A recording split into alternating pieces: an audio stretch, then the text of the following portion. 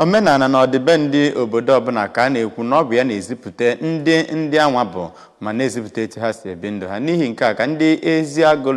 Eziagulu Aguleri na kansụl Anambra Ezionu kọpụta nnọọ n'igwe imerube mmemme ọnwa Isaa ha bụkwazị nke a na-akpọ oriri Ikenga bụ oge ha ji eweta afọ ọrụ ugbo n'isi njedebe. A na-akpọkwazị ya oge ọmụmụ, ya bụ mmemme ọmụmụ nwa. Amaka Chibuzokoje ya bụ mmemme weweta aka ịga n'ugwu a.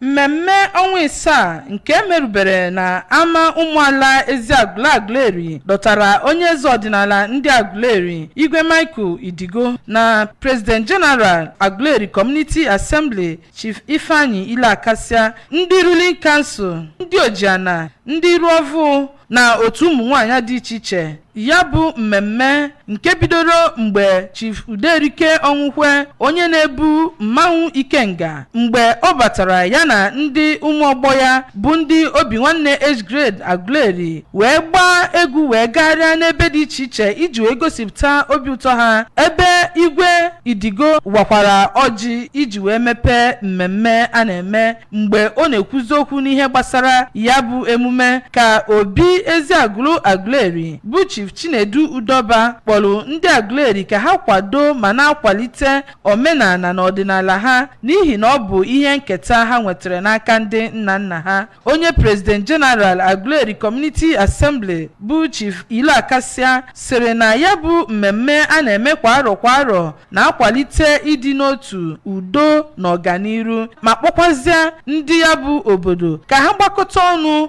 gbasoo ụzọ udo, gosipụta na omenala ha bụ nke kachasị mma, ma kenee Chineke n'ihi nnọnyere ya ọ nọnyere ha ka ha na-akụ mkpụrụ akụkụ wee rukwe mgbe owuwe ihe ubi. N'okwu ha dị iche iche ka onye isi oche nke Eziagulu Aguleri bụ Chief Michael Obike na onye osote isi oche nke Ikenga Eziagulu Forum bụ Chief Fidelis Egbuche kwupụtara na ya bụ mmemme na-ebutere ha ọganiru, mmepe obodo na imeghe ụzọ, ma wekwazịa ndị Aguleri ka ha nachi ya azụ na ntọala ha. Mgbe ọ na-ekwuzi okwu n'aha ndị obi nwanne age grade ka Chief Ekene Ọnụọra kwupụtara na ya bụ mmemme nke na-abịa ka alọsịrị mmụọ bụ nke na-eji ịgba mgba wee bido, na onye meriri na-abụ onye na-ebu Ikenga, ma sịkwazịa na ọ bụ ya ka na-emerube adonyere onye ọgbọ ha ukwu. Abụ m Amaka Chibuzokoje maka akụkọ ụwa ABS.